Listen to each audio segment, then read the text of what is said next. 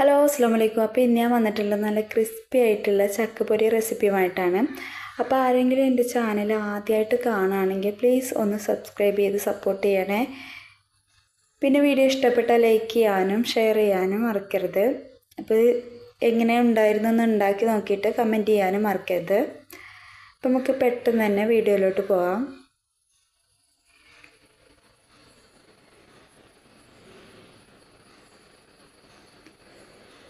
ഇതിനായിട്ട് ഞാൻ ചക്ക എടുത്തിട്ടുണ്ട്, ചക്കച്ചുള എടുത്തിട്ടുണ്ട്. ഇതിൻ്റെ രണ്ട് സൈഡും ഞാനിങ്ങനെ കട്ട് ചെയ്തെടുത്തിട്ടുണ്ട് കേട്ടോ. ഇനി നമുക്കൊന്ന് കട്ട് ചെയ്തെടുക്കാം.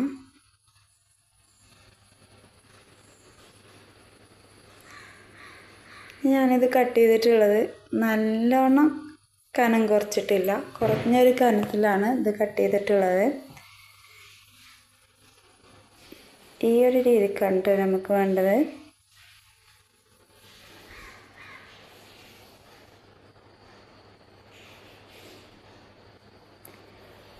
ഇത് നമുക്ക് കുറേ ദിവസം കേടുകൂടാതെ എടുത്ത് വെക്കണമെങ്കിൽ ഫസ്റ്റ് ഒന്ന് ഈ മധ്യയിൽ നുറുക്കി വെച്ചിട്ട് ഒന്ന് വെയിലത്ത് വെച്ചിട്ട് ഉണക്കിയെടുക്കുക. മസാല ആക്കിയിട്ട് മഞ്ഞളും ഉപ്പും ആക്കിയിട്ട് ഒന്ന് ഉണക്കിയെടുത്തിട്ട് പൊരിച്ചെടുക്കുകയാണെങ്കിൽ കുറേ കാലം കേടുകൂടാതെ എടുത്ത് വെക്കാം കേട്ടോ. പിന്നെ ഫുള്ളായിട്ട് ഞാൻ കട്ട് ചെയ്തിട്ടുണ്ട്. ഇനി ഇതിലേക്കുള്ള മസാല റെഡിയാക്കാം. മഞ്ഞൾപ്പൊടി ഉപ്പും മാത്രമേ ഉള്ളൂ ചേർത്ത് കൊടുത്തിട്ടുള്ളത്. മുളക് പൊടിയൊന്നും ചേർത്ത് കൊടുത്തിട്ടില്ല. എരിവ് വേണമെന്നുള്ളവർക്ക് വേണമെങ്കിൽ മുളക് പൊടി ചേർത്ത് കൊടുക്കാം കേട്ടോ. കുറച്ച് വെള്ളം മിക്സ് ആക്കിയിട്ട് ഇങ്ങനെ ഈ ഒരു രീതിക്ക് എടുത്തിട്ടുണ്ട് കേട്ടോ. ഇനി ഇതിലേക്ക് കുറച്ചായി ഇട്ട് കൊടുത്തിട്ട് ഇങ്ങനെ കുടഞ്ഞെടുക്കാം കേട്ടോ. നമുക്ക് ഇങ്ങനെ മസാല ആക്കിയിട്ട് വെയിലൊക്കെ ഉണ്ടെങ്കിൽ ഉണക്കിയിട്ട് പൊരിച്ചെടുത്താൽ കുറേ കാലം നമുക്ക് സൂക്ഷിച്ച് വെക്കാം. ഞാനിപ്പോൾ ഇത് വെളിച്ചെണ്ണയിലാണ് കേട്ടോ പൊരിച്ചെടുക്കുന്നത്. നിങ്ങൾക്ക് കുറേ ദിവസത്തിനടുത്ത് വെക്കുകയാണെങ്കിൽ ഒരിക്കലും വെളിച്ചെണ്ണയിൽ പൊരിച്ചെടുക്കരുത്. അത് ഒരു ചുവ വരും. സൺഫ്ലവർ ഓയിലിലോ നല്ലെണ്ണയിലോ ഒക്കെ പൊരിച്ചെടുക്കാം.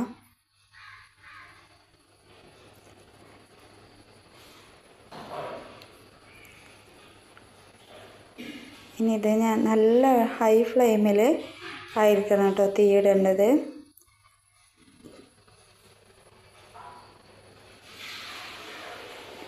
ഇനി ഇതിൻ്റെ ഒരു സൈഡ് ആയതിന് ശേഷമാണ്, കുറച്ച് നേരം എണ്ണയിൽ കടന്നതിന് ശേഷമാണ് കേട്ടോ അത് മറിച്ചിട്ട് കൊടുക്കേണ്ടത്. അപ്പം തന്നെ മറിച്ചിട്ട് കൊടുക്കരുത്.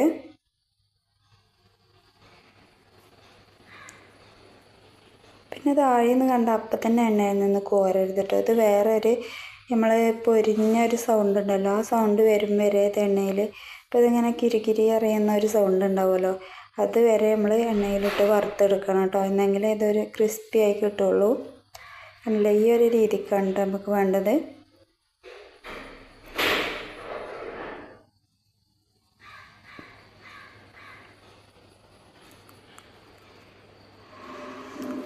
ഇനി അടുത്തത് ഇതുപോലെ ചേർത്ത് കൊടുക്കാം.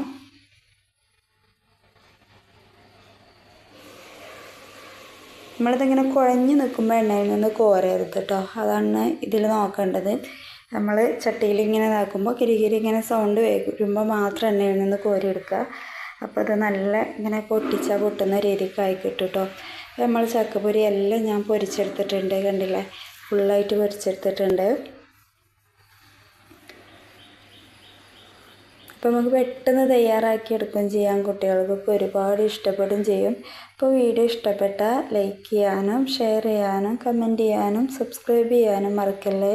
അപ്പോൾ ഓക്കെ, ബൈ, വീണ്ടും കാണാം.